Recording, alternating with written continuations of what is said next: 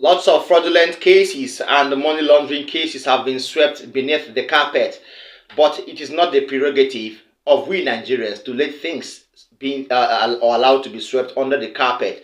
This is the more reason why we dig up these files to bring them to limelight and to public attention, so that if this government has anything meaning or well-meaning to do, they could probe these cases, because if lots of funds are recovered, Nigeria could go a long way to achieve development in all ramifications. My name is Angelo. This is Nation Voice Tower. I have an expose on the former Minister of Power, one Alhaji Muhammad Wakil, who was sent to prison over alleged embezzlement of 27 billion naira of Nigerians' funds. Right, this is the expose I'm bringing straight to your table. Now, the past government, starting from Goodluck Jonathan and the President Muhammadu Buhari, gave rise and gave reason for lots of corrupt people to emerge. These people have committed these crimes and thought that they could hide under the canopy of immunity because they were in power, because they were ministers, because they were directors, and because they were heads of agencies and parastatals. They hoped and they felt they could run away or get away with everything that they had. But that is a red flag for us, because we can't allow you get away with corruption and fraudulent activities. So that is the reason why we decided to pick up this file on the former Minister of Power, Muhammad Wakil, who embezzled not just 27 billion, but up to $115 million. You're going to be hearing it from the expose file I have. A Federal Capital Territory High Court has ordered a former Minister of State for Power, Alhaji Muhammad Wakil, to be retained in prison over financial mismanagement involving the power holding company of Nigeria. Muhammad Wakil, a former lawmaker, was charged alongside two companies, one Corozeria Nigeria Limited and one Picat Properties Nigeria Limited, for allegedly receiving 148 million as gratification from Best Worth Insurance Brokers Limited. Out of the 27.1 billion approved outstanding insurance premiums and claims of deceased and incapacitated staff members of the defunct Power Holding Company of Nigeria, PHCN. This action followed the two counts bordering on corruption and abuse of office slammed on Wakil by the Economic and Financial Crimes Commission before the court. The Anti-Corruption Agency had in 2018 arraigned the same Muhammad Wakil and four others at the Federal High Court, Maiduguri, Borno State, for another case of an alleged collection of $115 million from a former Minister of Petroleum Resources, Diezani Alison Madueke, to prosecute the 2015 general elections. Muhammad Wakil, who happens to be a native of the Damboa local government area of Borno State and a law graduate from the University of Maiduguri, was the Minister of State for Power in Nigeria during the regime of Jonathan Goodluck. He was also a member of the National Assembly and Vice Chairman of the People's Democratic Party. During former President Olusegun Obasanjo's administration from 1999 to 2003, Muhammad Wakil was also the majority leader in the House of Representatives of the Federal Republic of Nigeria. Alright, that was a file there, and it's not, it's not news that he's remanded in prison, but the monies are yet to be recovered, okay? They are yet to be forfeited, and that is the main aim for this expose. Right? If he is still in prison, kudos to the EFCC, the Economic and Financial Crimes Commission, and we would need to see and have details of this particular case if the capital involved were really forfeited, because that is the main aim, not just putting the person behind bars, but he must refund the remaining cash or the remaining funds that are meant to be returned to the Nigerian coffers, because they will go far in growth and development of the country and economy over time. Secondly, I have Mr. Kasim Afebua, who is an APC governorship aspirant in Edo State. He has blamed Governor Siminalayi Fubara, the governor of Rivers State, over the controversy between himself and the former governor, Nyesom Wike, who is now the minister for the Federal Capital Territory. Mr. Afegbua thinks that Sim Fubara, being a political godson to Wike, has actually gone far to bite the finger that fed him.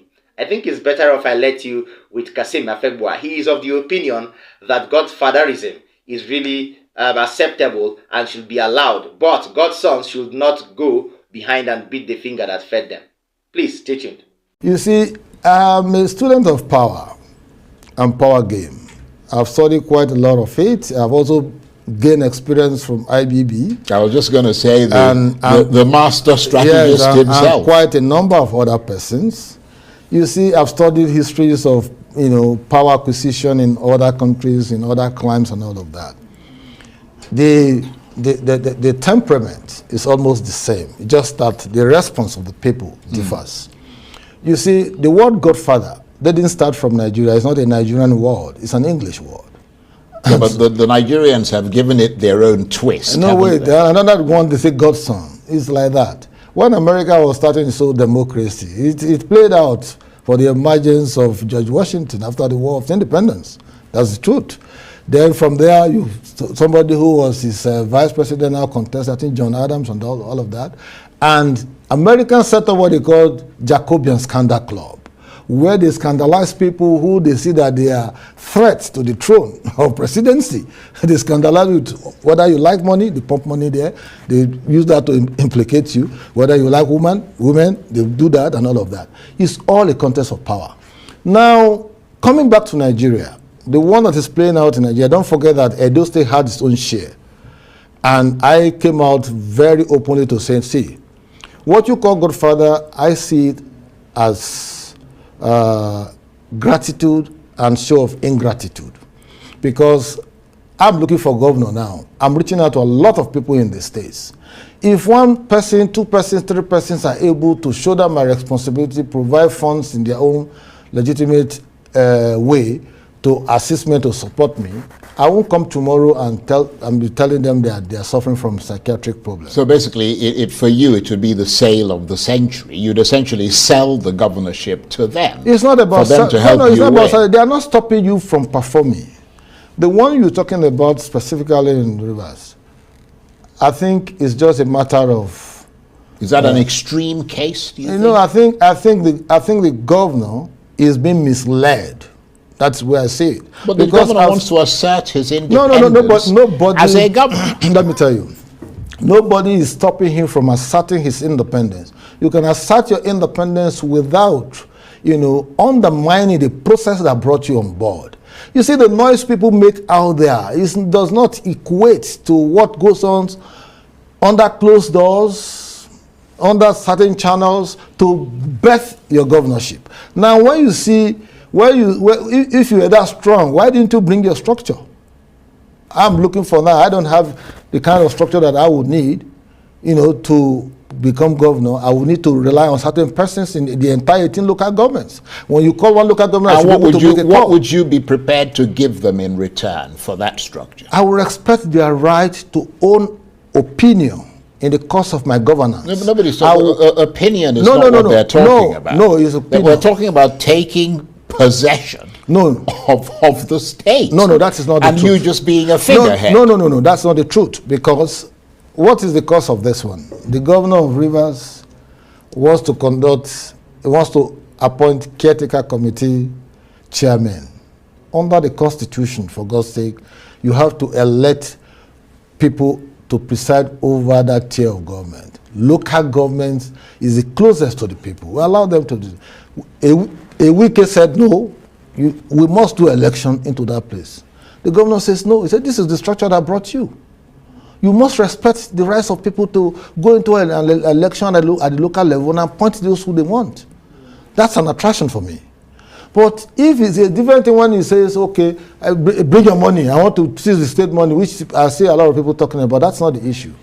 So the point is, at every point in time, a godson must be grateful for those persons who put together their political network, influence, and everything to make you governor. Anyway. I'm looking for such a godfather who will make me president, like governor of Edo State.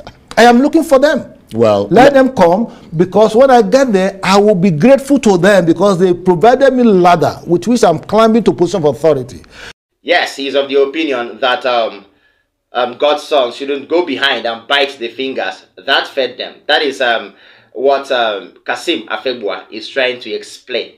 Well, godfatherism is no way acceptable in Nigerian politics, because this is the more reason why we have a high level of impunity in Nigeria. We can't have godfathers who demand for, amazing cash or amazing incentives as a result of the roles they played. If you have the power to put somebody in power, you can do it freely, right? You can actually do it freely without blinking an eye, because as a human being and as a member of, or as a citizen of Nigeria, you owe Nigeria the responsibility to put in your efforts for the growth of not just the economy, but all ramifications with the political aspect inclusive. So any godfather that spends or that makes any positive move to put anybody in power should please forgo his resources and make do with what you are given, because we can't have you enriching yourself and your cohorts at the expense of the Nigerian people. Finally, I have a reaction from Ayo Mairo Ese, an Arise News presenter, who has actually shown her very, very angry reaction on the supplementary budget allocated for 5.5 billion initially slated for the presidential yacht, and the 17 billion or over 17 billion that was stipulated for the presidential fleet and the SUVs for the office of the First Lady Oluremi Tinubu. If this had not been scrapped out by the House of Representatives, I think Nigerians will have gone mad, because this is extravagant spending. This cannot be termed as cutting of governance or cutting of the cost of governance. I beg your pardon. It can actually be termed as extravagance. Please, I would let you hear from Ayo Mairo Ese. So let's put that to rest. Going back to Warrior's tweet that, it's for the Navy, etc. Let's not put propaganda on this one. Yes. It's under the Navy's purview, but it's going to be for the president's use and leisure. And then it goes back to comparisons. Yes. 5 billion naira. It sounds outrageous, especially under the current economic reality. And then at the same meeting, they put 5 billion naira for education, and this is the same president at the retreat yesterday who had talked about the importance of education, especially as a tool to tackling poverty. And he talked about the fact that this administration was going to pay very close attention to education. Of course, tertiary education or student loan is just a small fraction of the allocation to education, but it just smirks of it. It almost is ludicrous. What's the money going to go to to poverty alleviation? Yes, they talked about 15 million households, 25,000 naira per month, and people are saying it's not enough. We have the presidential fleet. Why not sell off some of those flights? Don't forget that a few days ago, just on this show, we're talking about the president's son taking one of the presidential fleet, private jet, for a private visit for a polo match in one of the northern countries. We have that on ground. Abuse of power, abuse of money, especially allocation, especially at this time when we are all told to tighten our belts. Here's what Nigerians would like to hear from this government: a demonstration of the fact that they feel the pulse of the people. And this is done by even if it's a public show, to identify with the poorest of the poor in Nigeria. Cut all these extra expenses. Why are we buying new cars for the First Lady's office? Why? She had other cars. These people are not poor people. So in the interest of Nigerians, can they do something altruistic? Can they reject some of these things that even come with the paraphernalia of their office, just to show Nigerians that we are in this together? And so when you're talking, you're not just talking, but you're walking the talk as well. Very important. But wrong signals, I hope it is totally squashed, not just before it gets to the House, but even at the FEC, it ought to have been totally done away with. I think it's an insult for Nigerians to see this kind of thing. All right, Ayo Mairo is there. Her opinion is simple, and I'm with her. Okay, you can't spend this much. Thank God it was scrapped out, and thank God that we have been the education sector has been enriched at the expense of this presidential yacht that was supposed to be on board as a result of this budget of 5 billion, over 5 billion naira. Why would the First Lady have SUVs in her office? They have cars already. She boasted once that they had money and they had riches, so they had nothing to do with Nigerian funds. So why are they now trying to enrich themselves from the Nigerian funds? All right, you have money, you have cars already. Remy has cars. She has more than 4-5 cars. So why will she now depend or ask for new vehicles for her office? This is extravagance. We can't have this. We can't cope with this. Please, those involved should do the needful, because if the needful is not done, I think we will finally get to a point where Nigeria might go bankrupt. Other sectors need money. Other agencies, other ministries need money to flourish. Thank you so much for staying put with us to this extent. Please like our videos, share them. Don't forget to drop a comment for us in the comment section. If you're watching me for the first time, please tap the subscribe button as well as the notification bell so that you get to see me firsthand when I drop a new information. See you later. Bye.